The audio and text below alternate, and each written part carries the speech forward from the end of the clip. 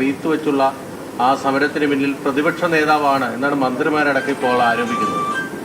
അല്ല, അങ്ങനെയാണെങ്കിൽ എൻ്റെ വീട്ടിലേക്ക് കന്റോൺമെന്റ് ഹൗസിലേക്ക് ഔദ്യോഗിക വസതിയിലേക്ക് ഡിവൈഎഫ്ഐക്കാരെ ഇരച്ചു കയറി വീട്ടിലെ ചെടിച്ചട്ടികളും മറ്റതും എല്ലാം തകർത്തു.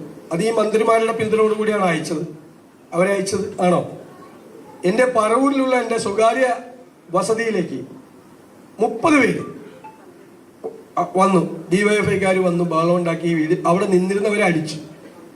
എന്നിട്ട് അവിടെ എൻ്റെ വീടിൻ്റെ അകത്ത് ഗേറ്റിൻ്റെ അകത്ത് നിന്നിരുന്നവർക്കെതിരായിട്ട് നോൺ ബെയിലബിൾ ഒഫൻസ് എടുത്തു. ആക്രമിച്ചവർക്കെതിരായിട്ട് കേസില്ല. ഞങ്ങളുടെ പരിപാടിയൊന്നും അല്ല സാധാരണ റീത്ത് വയ്ക്കല്. ഇപ്പൊ റീത്ത് പയ്യന്നൂരിൽ റീത്ത് വെച്ചത് ആരാ? ആ റീത്ത് വെച്ചതിന്റെ അർത്ഥം എന്താ? കൊല്ലും എന്നാണ്. നിന്നെ ഞങ്ങൾ കൊല്ലും.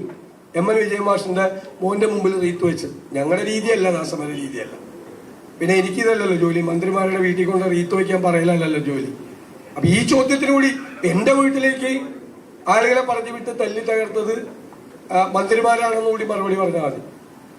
ഈ റീത്ത് വെച്ചുള്ള സമരത്തോട് യോജിപ്പില്ല.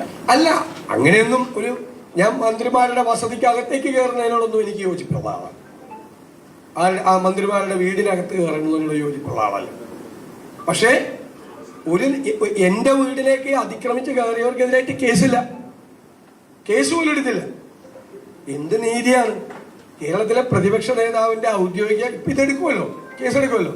പ്രതിപക്ഷ നേതാവിന്റെ ഔദ്യോഗിക വസതി ഗവൺമെന്റ് തന്നല്ലേ, ഔദ്യോഗിക വസതിയിൽ കയറി തല്ലി തകർത്ത് അക്രമം ഉണ്ടാക്കിയവർക്കെതിരെ കേസെടുത്തില്ല. മനസ്സിലായോ?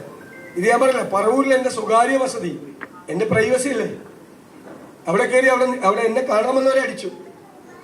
എന്നെ കാണാൻ വേണ്ടി നിവേദനം കൊടുക്കാൻ വേണ്ടി വന്നവരെ. എന്നിട്ട് അവിടെ നിന്നവർക്കെതിരായിട്ട് കേസ്, വീടിനകത്ത് നിന്നവർക്കെതിരായിട്ട് കേസ്, ജാമ്യമില്ലാത്ത കേസ് കഴിഞ്ഞ ദിവസം അവിടെ വന്നത്.